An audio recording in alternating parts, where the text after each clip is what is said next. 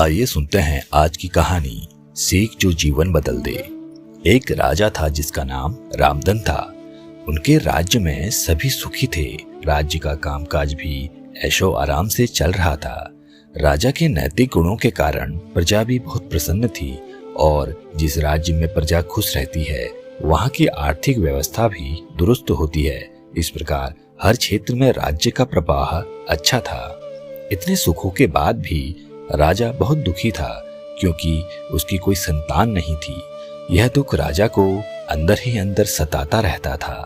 प्रजा को भी इस बात का बहुत दुख था। वर्षों के बाद राजा की यह मुराद पूरी हुई और उसे एक पुत्र की प्राप्ति हुई। पूरे नगर में कई दिनों तक जश्न मना। नागरिकों को राजमहल में दावत दी गई। राजा की इस खुशी में प्रजा भी झूम रही थी। समय बीतता जा रहा था। राजकुमार का नाम नंदन सिंह रखा गया। पूजा पाठ एवं इंतजार के बाद राजा को संतान प्राप्त हुई थी, इसलिए उसे बड़े लाड प्यार से पालन पोषण किया गया। लेकिन अति किसी बात की अच्छी नहीं होती। अधिक लाड ने नंदन सिंह को बहुत बिगाड़ दिया था। बचपन में तो नंदन की सभी बातें दिल को लुभाती थी, पर बड़े होते होते यही बातें बदतमीजी लगने लगी। नंदन बहुत ज्यादा जिद्दी हो गया था।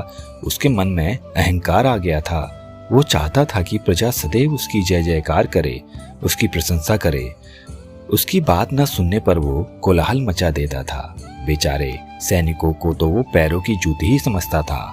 आए दिन उसका प्रकोप प्रजा पर उतरने लगा। वो खुद को भगवान के समान पूजता देखना चाहता था। आयु तो बहुत कम थी, लेकिन अहम कई गुना बढ़ चुका था।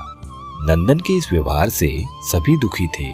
प्रजा आए दिन दरबार में नंदन की शिकायत लेकर आती थी, जिसके कारण राजा का सर लज्जा से झुक जाता था। यह एक गंभीर विषय बन चुका था। एक दिन राजा ने सभी खास दरबारियों एवं मंत्रियों की सभा बुलवाई और उनसे अपने दिल की बात कही कि वे राजकुमार के इस व्यवहार से अत्यंत दुखी हैं। राजकुमार इस राज्य का भविष्य है। अगर उनका व्यवहार यही रहा तो राज्य की खुशहाली चंद दिनों में ही जाती रहेगी। दरबारी राजा को सांत्वना देते हैं और कहते हैं कि आप हिम्मत रखें, वरना प्रजा निसहाय हो जाएगी। मंत्री ने सुझाव दिया कि राजकुमार को एक उचित मार्गदर्शन एवं सामान्य जीवन के अनुभव की जरूरत है। आप उन्हें गुरु राधा गुप्त के आश्रम भेज दीजिए। सुना है वहां से जानवर भी इंसान बनकर निकलता है। यह बात राजा को पसंद आई और उसने नंदन को गुरुजी के आश्रम भेजा। अगले दिन राजा अपने पुत्र के साथ गुरुजी के आश्रम पहुंचे। राजा ने गुरु राधा गुप्त के साथ अकेले में बात की और नंदन के विषय में सारी बातें कही। गुरुजी ने राजा को आश्वस्त किया कि वे जब अपने पुत्र से मिलेंगे तब उन्हें गर्व महसूस होगा। गुरुजी के ऐसे शब्द सुनकर राजा को शांति महसूस हुई और वे सहर्ष अपने पुत्र को आश्रम में छोड़कर राजमहल लौट गए। अगले दिन सुबह गुरु के खास चेले द्वारा नंदन को भिक्षा मांगकर खाने को कहा गया, जिसे सुनकर नंदन ने साफ इनकार कर दिया। चेले ने उसे कह दिया कि अगर पेट भरना है तो भिक्षा मांगनी होगी और भिक्षा का समय शाम तक ही है, अन्यथा भूखा रहना पड़ेगा। नंदन ने अपनी अकड़ में चेले की बात नहीं मानी और शाम होते होते उसे भूख लगने लगी, लेकिन उसे खाने को नहीं मिला। दूसरे दिन उसने भिक्षा मांगना शुरू किया। शुरुआत में उसके बोल के कारण उसे कोई भिक्षा नहीं देता था, लेकिन गुरुकुल में सभी के साथ बैठने पर उसे आधा पेट भोजन मिल जाता था। धीरे धीरे उसे मीठे बोल का महत्व समझ आने लगा और करीब 1 महीने बाद नंदन को भरपेट भोजन मिला, जिसके बाद उसके व्यवहार में बहुत से परिवर्तन आए। इसी तरह गुरुकुल के सभी नियमों ने राजकुमार में बहुत से परिवर्तन किए, जिसे राधा गुप्त जी भी समझ रहे थे। एक दिन राधा गुप्त जी ने नंदन को अपने साथ सुबह सवेरे सैर पर चलने को कहा। दोनों सैर पर निकल गए। रास्ते पर बहुत अधिक बातें की। गुरुजी ने नंदन से कहा कि तुम बहुत बुद्धिमान हो और तुम में बहुत अधिक ऊर्जा है, जिसका तुम्हें सही दिशा में उपयोग करना आना चाहिए। दोनों चलते चलते एक सुंदर बाग में पहुंच गए। वहां बहुत सुंदर सुंदर फूल थे, जिनसे बाग महक रहा था। गुरुजी ने नंदन को बाग से पूजा के लिए गुलाब के फूल तोड़ने कहा।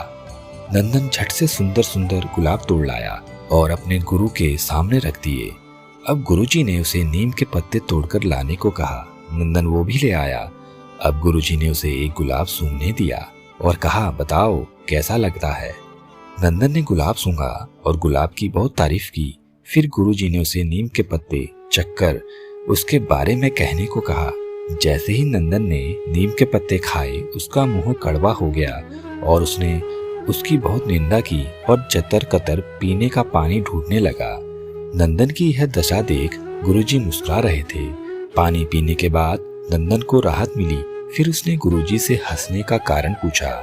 तब गुरुजी ने उससे कहा कि जब तुमने गुलाब का फूल सूंघा तो तुम्हें उसकी खुशबू बहुत अच्छी लगी और तुमने उसकी तारीफ की, लेकिन जब तुमने नीम की पत्तियां खाई तो तुम्हें वो कड़वी लगी और तुमने उसे थूक दिया और उसकी निंदा भी की।